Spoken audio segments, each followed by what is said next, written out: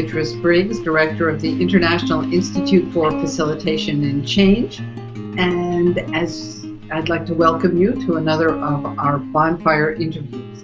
As I think you know, we are preparing to publish a collection of the many amazingly wonderful articles that were published over the years in Bonfire, a monthly digital publication of the IIFAC. And several of our authors have graciously agreed to be interviewed in honor of this launch of the new book.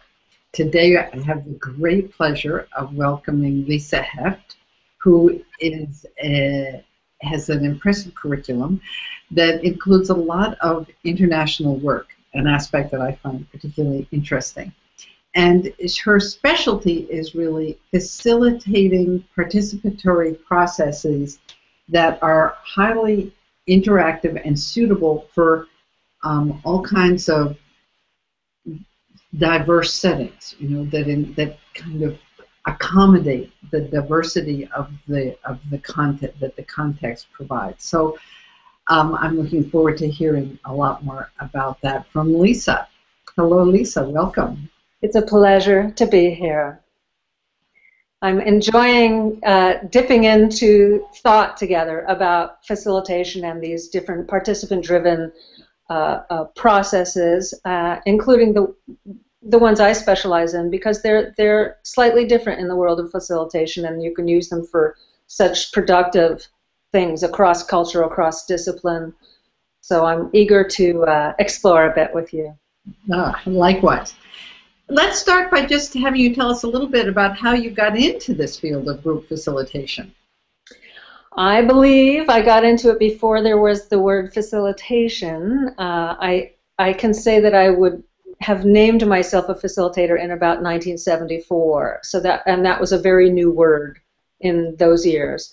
But I had always had a background in how people share and absorb learning and communication and human dynamics, and so I was very, very interested in that sort of thing where people have dialogue with self, with others, and share information, share experience, share knowledge across differences. Well, that certainly is an excellent way to describe in a broad sense what the facilitator does, is help those kind of conversations take place. Yeah. One of your specialties is a method, a technology known as open space.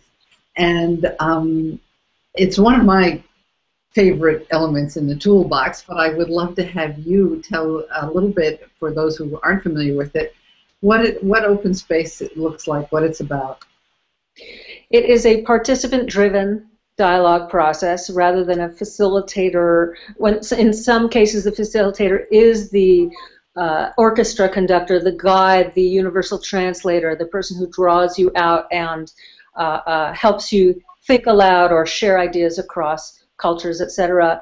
And an open space, which is still a tool in the toolbox, you are brought together in a circle of 10 or 3,000, and there is a task. Let's say we're designing an airplane door, but within that container and with this process, the participants themselves name topics that they feel they would like to convene discussion and working groups on under this umbrella of this task we're here to do today, design the airplane door. They name their topics. They convene their own discussion groups, so there don't need to be 20 facilitators. There are some guidelines to invite this nature of conversation and self-facilitation. Everyone takes notes, pulls them together, and comes up with a book of proceedings so that everyone shares knowledge across all the topics that were discussed, not just the ones they were able to attend. So it's a really great, it's not for everything, as every tool is not for everything, but it is a really great process for bringing medium and even very large groups together to generate not just ideas, but experiences and knowledge and relationships and best practices and share challenges as they either prepare for moving into something like, now let's get those plans out and draw that airplane door, or as they walk away with the reflection of that, as in a knowledge sharing conference or a group that's experiencing change and growth that needs to articulate that experience. Thank you. That's a wonderful broad introduction that gives the idea. I think the key word there is participant driven. And as facilitators at the beginning, at least in my case, I always thought the onus, the responsibility for producing a result was on my shoulders, and often the client was kind of breathing down my neck, also trying to control in some way what the focus of the conversation was and the outcome of the conversation. And so, if I hear you correctly, what we're saying here is that open space shifts that dynamic completely, and so the role of the facilitator is quite different. Is that true? Yes, and you have extensive talks with the client about this. I mean, so much of facilitation is the pre-work, which is, to me, extensive, and it includes everything about the environment as well as the issues, as well as the context, as well as how this fits into the chain of actions, what carries forward post-event, you know, all those many things. But you are also exploring with this client the objectives and desired outcomes in order to select the right tool. But if open space feels like it is a good fit, you're definitely having those conversations where, you know, are you really ready to hear the participant voice? If they come up with a different idea, is this the environment for that? Or are we just fooling each other? You know, are we fooling everybody? Do we want that? But so open space is really something where the leaders of the organization, the client, the host of the organization or community are saying, no, you know, I think people collectively have more wisdom and knowledge and experience than I do or than a select few do. So this is usually why you get to a place where you feel that that is a very, very good fit for this sort of thing. But definitely participant driven and not, oh, it's so organic, we're meeting in circle, whatever happens. It's not that. There's a very specific process and a very specific container, if you will, lots of preparation, but also structure. It's just not the structure of perhaps a linear meeting process or other meeting processes. And the role of the facilitator is very, very different. So it is humbling as you remember that it's not about you, right, as the facilitator. It is about the people and their amazing abilities and passions and knowledge. And if they step into this sort of situation, they realize that, wait a minute, it's my responsibility to step out and name something that I feel can contribute. Wait a minute, we are taking notes for each other. So it's very much a process that helps people once again, sort of own what they are saying, and it's very different than sort of a let's brainstorm ideas and toss them up. You have to step up and name something and say, I wish to convene a conversation around this, and you don't even have to know where it goes. But if you have even a question you do not know the answer to, if you are even a single person who comes up with an idea and nobody comes to your discussion session, then you might be a visionary, and you might need to take that hour in that discussion to write your notes, because it all goes into a book of proceedings, which is this collective source of knowledge sharing. So it even acknowledges this very different thinker who could be the next discoverer of penicillin, the person that will shift the whole nature of the business. It's really remarkable to watch, and again, quite humbling. You just touched what I was thinking that I wanted to ask you, which is, how is the participants' experience different? Because I know that increasingly, and I think understandably, there's a certain resistance, especially sometimes with young people or people who have just been suffered through too many boring, top-down, speaker at the front, expert-driven kind of conferences and things like that, and they're tired of just having to wait for the coffee break to have a chance to express themselves. So what I'm getting you saying here is that the participants here have a very different role, and sometimes it can be a bit of a shock at the beginning to realize what you're being asked to risk and to try. I like the way you said that. When I was thinking of talking to you this morning, I actually went back to the books of proceedings from some of these events. You could actually turn it, it's like a report from an open space event. And I read, we scribed the closing circle, so people have a comment and reflection period. And I read some of these things, and it said, the most interesting thing that happened today was we talked about brand new ideas, brand new programs that don't exist in any way. We didn't talk about being limited by ideas or challenges. What I liked the best was that we usually sit in lines and listen to experts, and we realized that we were the experts.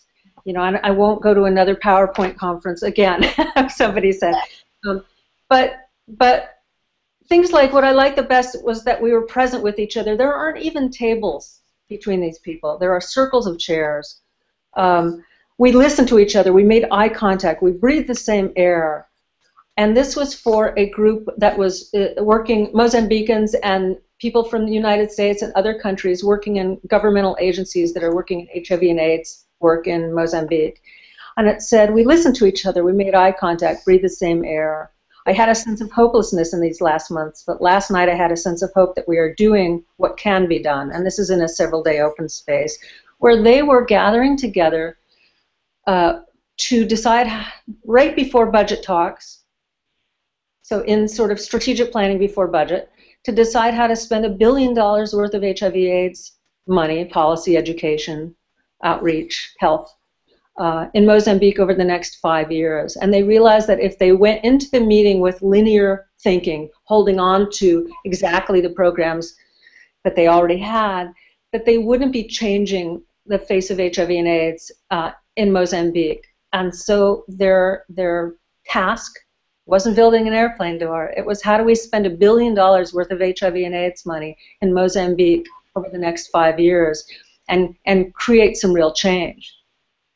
And their other thought in using open space as the tool for this was there are experts and people who have money and policy in the U.S. government agencies, but there's also filled with Mozambicans. And so how could they have a process, a meeting process, a knowledge sharing process where the Mozambican voice would be the one that stood out rather than the other people in other cultures that were sort of out there talking all the time. Mm-hmm. And it had the dual objective and outcome of this.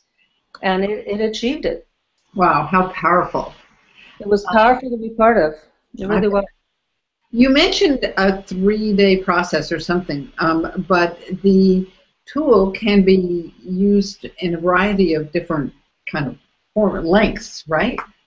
Yeah, it's not something, if I had 3 hours, this is not, as I would call it, this is not speed dating. This is not fastest person with the idea wins. If that happens in any process, only the quick responders get their voice included, and the reflective thinkers do not get to be part of that. So that reduces diversity, and that reduces productivity, product, amazingness, efficacy. So I wouldn't squish any process into too short a time span for that process. I would choose another process. So in open space, let's say somebody said I have 2 hours or something like that. There are some really wonderful other participant-driven dialogic processes that I would use that give people a chance to unfold and open up and share what they're thinking. World Cafe comes to mind, and I use that a lot in a short form time zone, although that can be used longer form as well. But open space I would not squish. If you do not use the full form of opening circle, a non-rushed agenda co-creation process, ideally several sessions of discussion so people can think across sessions over time and time to move between topics so they can cross-pollinate and notice things and share ideas. And then a closing circle with reflection and comment. That's the full form of open space.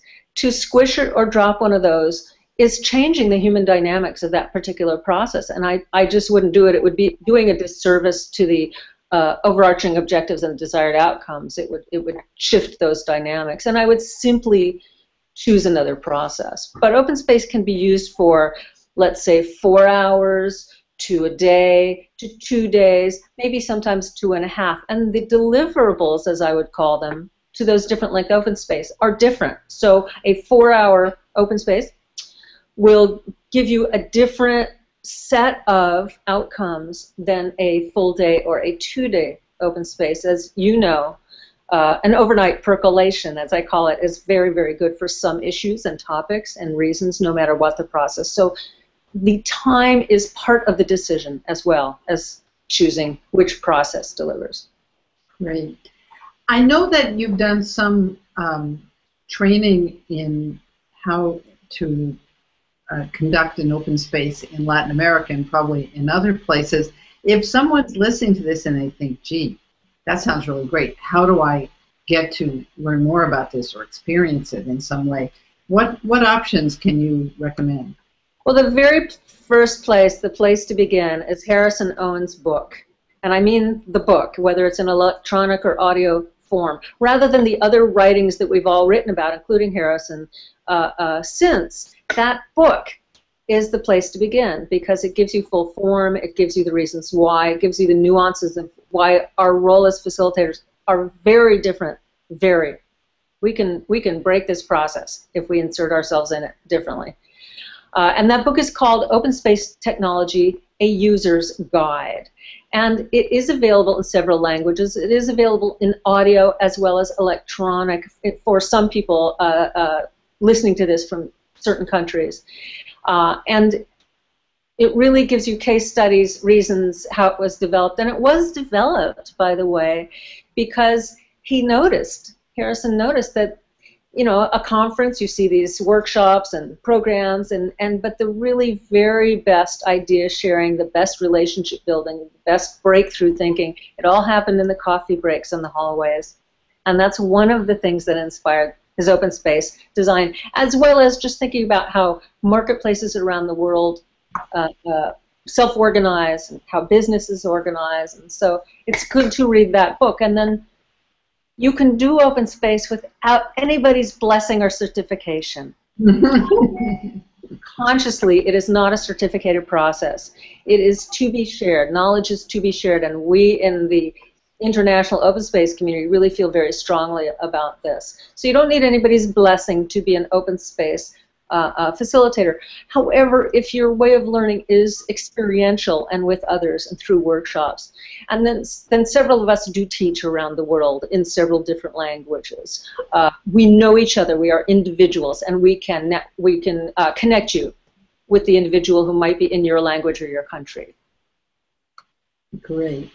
Yeah, I'm thinking that in my experience, when I've sometimes tried to convince, well, not convince, but suggest that a group might benefit from using something like open space, I've run into a lot of interesting, what I would call distortions, you know, or misconceptions of what that might be like. And one of my favorites, I mean, in that way that, you know, you like something that's sort of horrifying at the same time, was a colleague who said, oh yeah, open space. We used that with a client recently. The client had 18 different options that they wanted their crew to evaluate, and I said, wait, if it starts with the client has the agenda and the 18 options, you might be able, definitely you can create a participatory process that will dig into those and, you know, rate them and prioritize them or do something, but don't call it open space. Yes.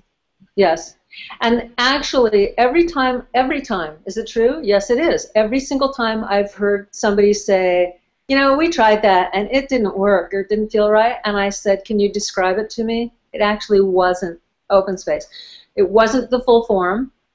It was part of something. Open space is not just sitting in a circle and putting things on a wall. Do you know what I mean? And you can do that. There's many different great ways of thinking that include that.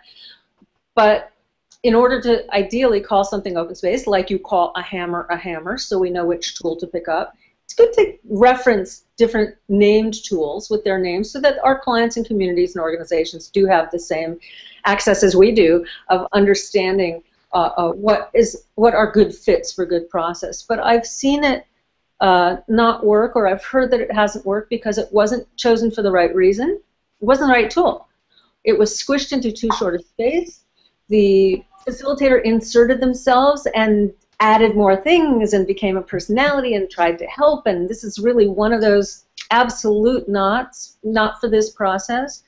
So it really wasn't open space that people were using. And I can be very passionate about some methods like open space and World Cafe, but that doesn't mean I hammer them into every single situation just because I'm passionate about them, because yes, it's not about me, back to that. It's really about this client and these participants and serving their needs and serving their dialogue and their organization, not doing what I think is just really juicy and fun because I'm into it, you know.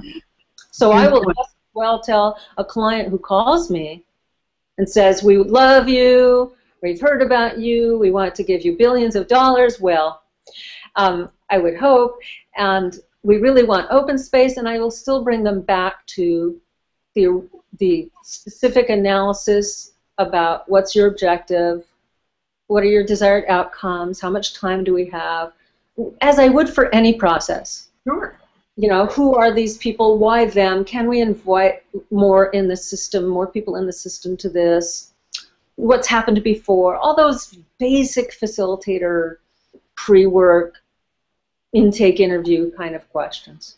This emphasis on the pre-work is crucial. I know that when I'm training new facilitators, I say, look, 80% of the job is done before you step up in front of the group.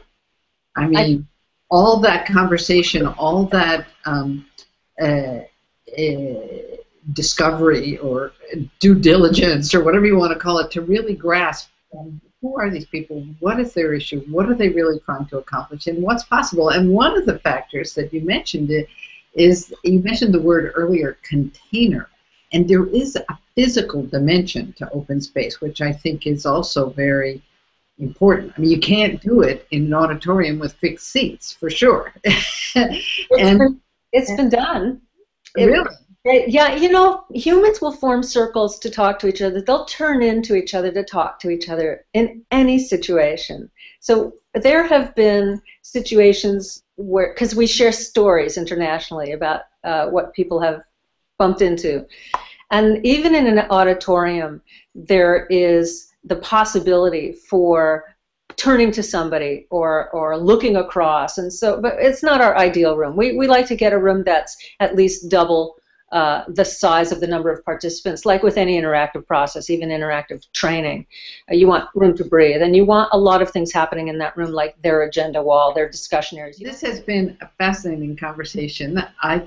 Open space is a very rich field, not only for conversation, but even more for bringing groups together and helping them communicate in new ways and find new possibilities from their very own resources, which is absolutely the best. And we have, luckily, in the Bonfire Collection, an article by Lisa about open space with links and references to all kinds of places. But if you just Google open space, you'll find information. And also Harrison Owen's book that you mentioned is a tremendous first step for people who like to learn by reading and understand the origin. I'm the kind of person who likes to know, where did this start? And what was the origin story behind this amazing technology? And I think open space's origin story is particularly juicy. Is there anything else that you think it would be helpful to mention for our audience before we sign off? I think the universal understanding that facilitation is not what it looks like by looking at it. So just as I were to step in on another process and imagine that I might do it because I'm seeing it happen, I would support, especially for these participant-driven processes, thorough learning, either self-learning or workshop learning, about when these things are not appropriate and why the dynamics of the facilitator are so different and why you don't add in other things and you know, what ifs and when not tos for any process. very much more so even for the participant-driven things such as open space, I believe, because it can be teasingly, deceptively simple looking, and it is at the same time seemingly simple as amazingly, wonderfully complex.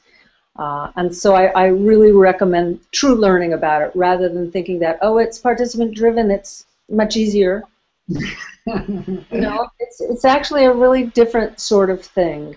And I also encourage people to reach out and learn from each other, because people in the open space international community, they're so generous and so supportive of learning. And we don't say things like mastery, because we realize that it's lifelong learning and learning from each other, and that new questions bring us incredible insight and change how we think. So there's an international conversation going on called the OS list, and that's like sitting in the big circle with Harrison, and I'll be there, and all of our colleagues, and even people we don't even know are witnessing and sitting and talking in that listserv circle. And there are other gatherings like that in person around the world. Do not hesitate to ask questions, because we believe in this knowledge sharing and support across the world.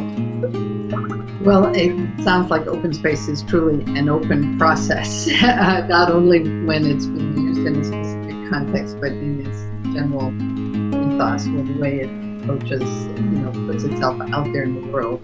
So thanks for that invitation and for your time, and I look forward to more fun to come.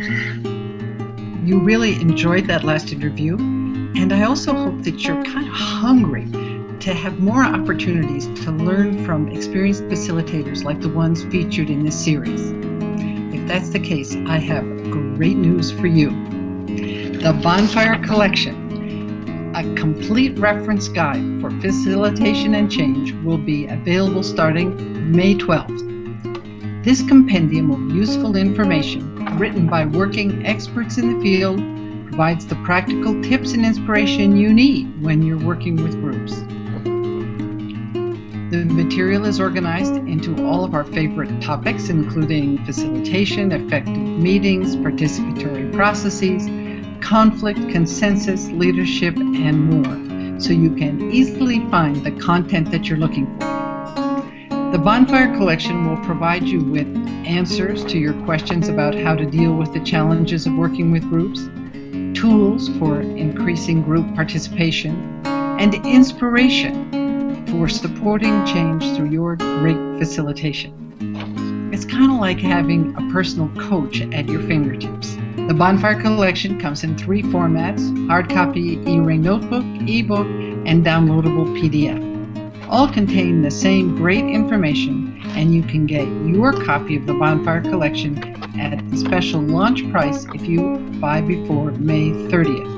Add the Bonfire Collection to your facilitation toolkit as soon as it becomes available on May 12th.